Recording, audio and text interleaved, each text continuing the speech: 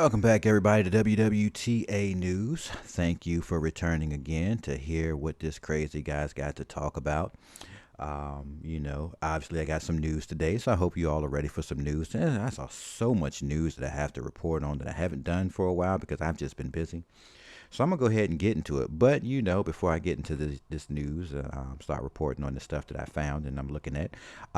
Before we get into that, could I get you to hit that like button? And remember, if you got friends and family and loved ones who you think could use this information, feel free to share the video to them. Like right now, send it to them right now. All right, so let's jump to this news and information. We got an article here that says Bitcoin to be accepted by McDonald's and Walmart via the Lightning Network.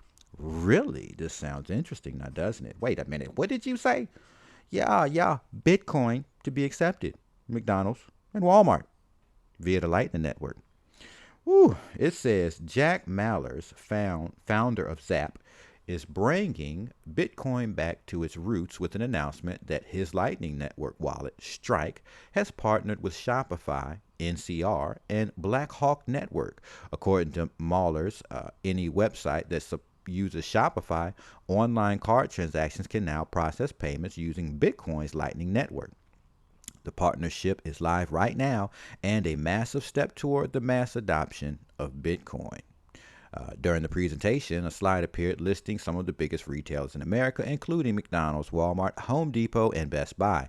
According to their websites, Blackhawk and NCR also serve Starbucks, Chipotle, El Corte Inglés, Lowe's, Staples, Woolworths, and thousands of other global retailers. We will have to wait for more details to understand exactly when and how some of these retailers will start accepting Bitcoin. However, Mahler claims that over 400,000 storefronts will now accept Bitcoin via the Lightning Network. Over the past few weeks, Robinhood, Kraken, and BitPay have integrated the Lightning Network.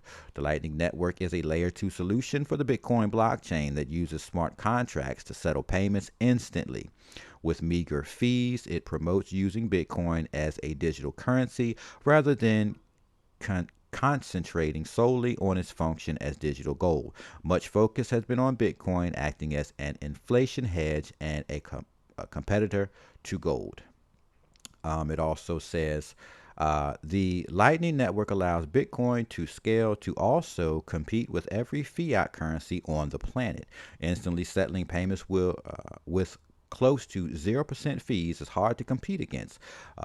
Mahler has just announced a significant step forward in adopting cryptocurrencies as a day-to-day payment solution. There has been plenty of support for Mahler's presentation, with Twitter's Jack Dorsey publicly sending his support. Right. So this is a pretty big thing to just get into. So this guy went down there to El Salvador and was trying to help them get Bitcoin accepted down there, and so he played a major role in that. Now, even with that being said, the Lightning Network, so a lot of things suspicious to me is the Lightning Network. The Lightning Network sounds a lot like, what is it, ISO 2022 or like XRP. That's what it kind of sounds like to me, because it's only a few blockchain networks that can do that instantaneous lightning under zero pennies. You know what I'm saying? Because it's 0.000 is the payment transaction. Yeah, there's only a few of them. You got XRP, XDC, you got XLM, you have Algorand, I believe Ren. So it's like a few of them out there, And so when I hear something like that, I'm like, it really sounds like XRP Ledger, you know what I'm saying? So that's just pure speculation. That's what it sounds like to me because, obviously Bitcoin itself doesn't move on that. Bitcoin's native system would never allow something such as that to happen. But then we start understanding they're talking about breaking down Bitcoin into these things called Satoshis to run on this other network, SATs. So then that makes sense. Sats are running on a different network. It breaks off from that, and then networks can cross over. So that makes sense to me. It really sounds like, hey, almost like XRP network to me. And that's just what it sounds. I didn't say that's what it is. That's not what it is. That's what it sounds like. The other cool thing to think about is, what was Verifone doing last year? That's right. They were setting up their point of sales machines so that cryptocurrencies could be accepted at the registers, right? We knew Bitcoin, Litecoin, Ethereum, Dogecoin. So we already knew they were setting up to accept payments. They had to have that stuff done by, Verifone has set their goal by December, the end of December 2021. We knew all that was taking place. There's no secret there. We knew all that, not shocked. But to hear now they're making this big deal that, oh, Bitcoin Lightning Network. So yes, Bitcoin has been known as a reserve to hold value in your money. I got that. But payments, you know, we, oh my goodness. So another video was just done where a guy, let me see, the crypto. I don't know the guy's channel. I can't remember it right now because obviously I'm trying to get all this information out. But in his video, one of his subscribers sent him a clip of somebody in Congress talking about the creation of the phone. Or it might have been somebody. I might have the story wrong.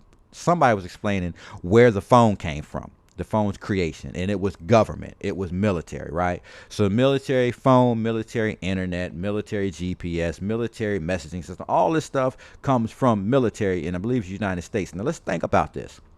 What is blockchain but another technology layer that runs on the device?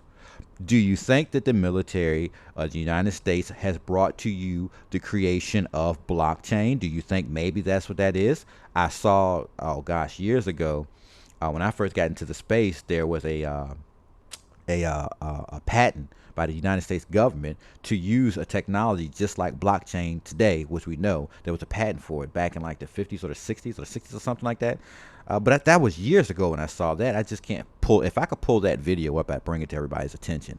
But anyways, there was a patent for it. The patent must still exist, surely. But just think about that. So crypto, um, these digital currencies, this digital money, this is the next layer. This is the next step. Of course, you're going to go into the store and use it for payment. Of course, Bitcoin was the very first one, technically, to make this space blow up the way it did. So of course, you're going to see this stuff. There's no shocker there. We shouldn't be shocked about this at all. We should literally be saying, well, we need to make sure that we're converting our money over, right? Because, well, converting our notes, our securities over. We should be converting our securities over because if the government's created this, you best believe it's to get them out of the problem too. So just keep that in mind. So this is just something we need to be paying attention to and saying to ourselves, oh, it's not real. Bruh, it's real. You need to start making some decisions in your life, okay? But let's get to this next article before this video gets way too long. We got an article here that says FDIC asks all banks to report crypto activities. What do you want to know that for? Let's see. On Thursday, the Federal Deposit Insurance Corporation, also known as the FDIC, issued a financial institution letter. A letter sent to CEOs of FDIC-insured banks requesting that banks should notify their regional FDIC director of their crypto activities. This request applies to both current and future crypto-related activities. Under Acting Chair Martin Grutenberg, the banking regulator has issued warnings about the potential for the rapid introduction of digital asset products. Let's do this again. Under Acting Chair Martin Grutenberg, the banking regulator has issued warnings about the potential for the rapid introduction of digital asset products into the financial system to pose systemic risk. In February, Grutenberg said the FDIC and other regulators needed to provide robust guidance to the banking industry on how to manage the risk posed by crypto. Because the vast majority of banks, including every national bank in the U.S., are FDIC insured, the new requirements mean that nearly all banks with crypto exposure, including Wall Street titans like Bank of America and Goldman Sachs, must now disclose their crypto activities to the regulator. The FDIC is the only banking regulator turning its eye towards crypto-related banking activity. Last month, the Office of the Comptroller of the Currency, OCC, head Michael Hsu warned banks that trading crypto derivatives could result in extra regulatory scrutiny. That's a lot to take in, so let's just try to digest that. What did we see happen in Virginia recently? If you're a bank and you want to hold cryptocurrencies, right, these digital assets or this digital money, right, you got to jump through these hoops and make sure you're doing what? Protecting people and protecting the money. All right, so we already know this is for real. It's going down. I believe the government actually created the blockchain. I believe they opened the door and allowed people, they created the internet, jump out there and figure out better ways to use this. And that's what people did. And they're creating better ways to use it. So this is tomorrow. Okay. Cryptocurrencies is tomorrow. They're telling you that the banks have to do what? FDIC, or protect people's money and protect people. That's because this is tomorrow. I don't know if Scream is going to help. But if you've got friends, family, and loved ones that aren't in this space, that aren't learning about this stuff, you're not doing your part. You need to let them know to take this stuff seriously. Again, you can send them to this video and say, hey, look, check the video out. The guy sounds a little crazy at times, a little kookalook, but he happens to actually read articles that, are really showing that, yeah, that's really what's happening, because it's happening. You need to be making moves, because this is tomorrow. In any second, when they turn this stuff over, you're going to be in stores like, oh wow, yeah, so, oh wow, and and then you got to get out of your treasury notes and convert your treasury notes. That's all we're doing right now, is we're converting treasury notes to currency. Okay, currency that's accepted for payment of things. So you're going to have to get out of your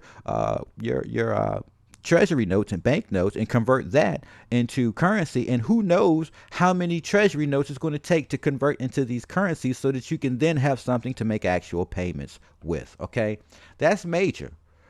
That's major. And so it's happening. This is tomorrow. There's nothing you can do. You can't duck it. You can't dodge it. You can only get with it and run with it. You look at what happened at the Bitcoin conference 2022.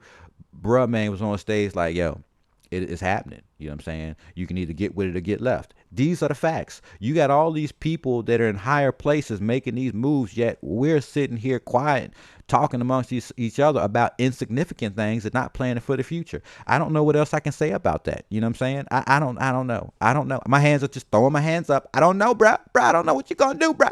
You better do something, though, bro. You better do something. Anyways, that's all I got for y'all in that video.